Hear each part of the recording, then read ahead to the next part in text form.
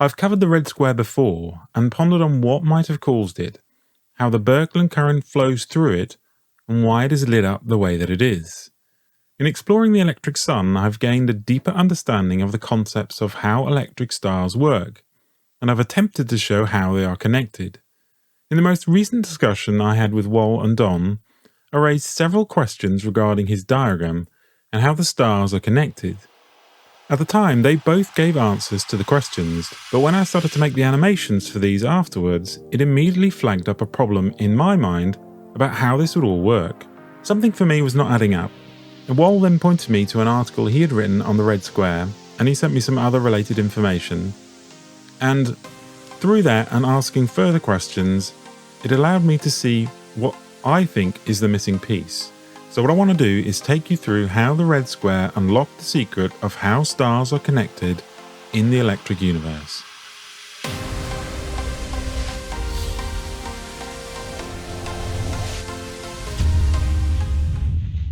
The red square is one of a number of beautiful celestial objects that show remarkable symmetry. It is considered a planetary nebula. Relatively speaking, this nebula is very close to us, clocking in at only 5,000 light years away. This is important as it allows us to study the detail in the image. Technically, it's considered a bipolar nebula. Along its axis, you can see a remarkable sequence of sharply defined rungs. Even more remarkable are a series of fainter spokes that move out radially. And these structures are very rare. One other aspect of this image that is also incredible is that we are viewing it exactly side on. We have examined other planetary nebulae, and some of them have been more axis on, some of them been slightly twisted, but this one seems to be almost perfectly side on to us. Now, the accepted model for the formation of these nebulae is through a supernova explosion. In the article, Wal points out that our understanding of these types of events is not well understood, and in fact more evidence is showing that these supposed standard candles are far from predictable. He references two articles in the Journal of Science which both discuss the crisis in more detail. The important point here is that they argue that these are produced by stars imploding and then the material being pushed outwards into two cones. But this requires a deep understanding of what supernovae are and an ability to predict their behavior, which it seems we do not have. Now, if for a moment we turn our attention to supernova 1987A, Wal wrote a paper on this back in 2005, and he showed that all the detail that we see in this image could be explained in terms of a cosmic Z-pinch plasma discharge focused on a star. In this image, we can see what appears to be a ring of stars around the central supernova. Wal's argument was that this pattern that we see was the result of the pinching of the Birkeland current, which comprises many smaller filaments. If the energy levels and the pinching was sufficient, the energy and the material released would expand along the equatorial region, which is where we would see the solar wind, but in this case it would be pushed so hard and fast that they would reach the outer column of this Birkeland current. Here they would recombine with the electrons, and these columns would light up, creating what we see as a ring of stars. Now, this is something that I want to explore in a separate video because, again, for me, this might explain the formation of the Gould belt. So what we see in 1987A is similar to the red square.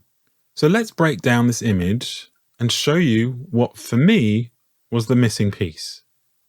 Now, one of the images in this paper looking at the red square shows some of the detail in the image, and this helps to understand to some extent what we are seeing.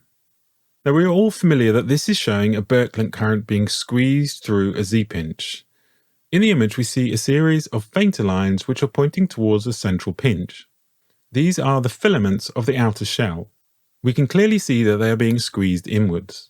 At the center, you can see a bright central region that looks like it has two curving central parts. This is what they refer to as the cones, but we will consider them slightly differently. Now, before I dive into the detail, I would like to correct something in my animations that some of you may have found confusing. In most of the images of my plasma, I have shown this as blue. But, but of course, most of the time that we show positive particles, we show them as red and negative as blue. So I do apologize for that confusion. So the animations you are about to see will show positive ions in red and negative in blue. So the first problem I had was to understand where the electrons were coming from to power the cathode in the electric sun model. Were they in a separate shell? Were they part of the plasma? And in some sense, the answer is actually both. The first piece of this puzzle comes from Hannes Alven's book, The Evolution of the Solar System. Now, the full version of this book is actually hosted on NASA's own website. Link down below in the description if you're interested in reading this. On page 253 is a very important diagram. This shows that the mainstream's concept of how plasma behaves is wrong. In the diagram, you will see a magnetic field which is bent downwards, and plasma is shot out along this. The first 4 examples are what mainstream cosmologists would expect to see happening. The last is what actually happens in the laboratory. Why is this important? Looking back at the pinch point, it doesn't take much imagination to see that these filaments will end up being bent. More importantly is that it will cause the magnetic field of the filaments to be bent as well. Here the electrons will be partially forced out. These filaments sit further out from the central filament. So these electrons, now free from their sheath, feel a force towards the more positive center. This is how the cathode electrons are supplied. The second problem I had was how the anode was being powered. Did the central Birkeland current flow through the star, or was there a separation between the central object? How can we explain the current coming in at both poles, which when you watch the video with my discussion with Wal and Don, you'll see that's one of the items that we talk about. And in his diagram, it clearly shows current coming in at both poles.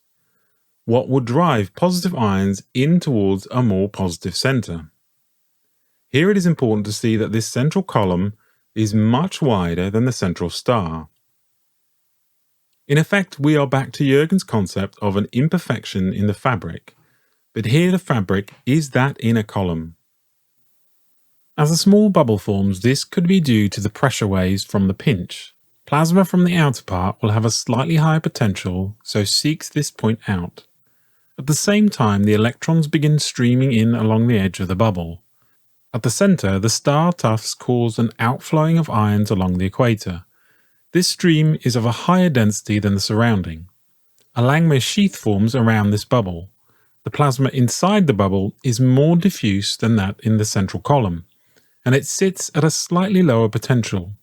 As long as the equatorial plasma flows outwards, this will maintain the imbalance and draw more material in along these pre-existing lines, which have formed along the north and south pole axis. The third question I had was why the electrons would not simply de-ionize when they fall into the central column. Here it is important to realize that the diffuse nature of this plasma. Also, the behavior of the electrons and the behavior of the ions needs to be taken into account. Both will constitute the overall current.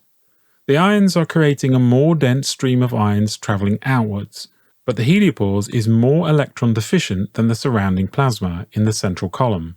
This will cause the electrons to drift towards this central point more than drifting in the plasma. This is how stars become connected. Now, there are still many more questions that I have regarding this model and the finer points of the model itself. But I hope that this has helped in some way for you to start to see some of this model coming to life. As always, be brave, be curious, the truth is waiting for us. Until next time.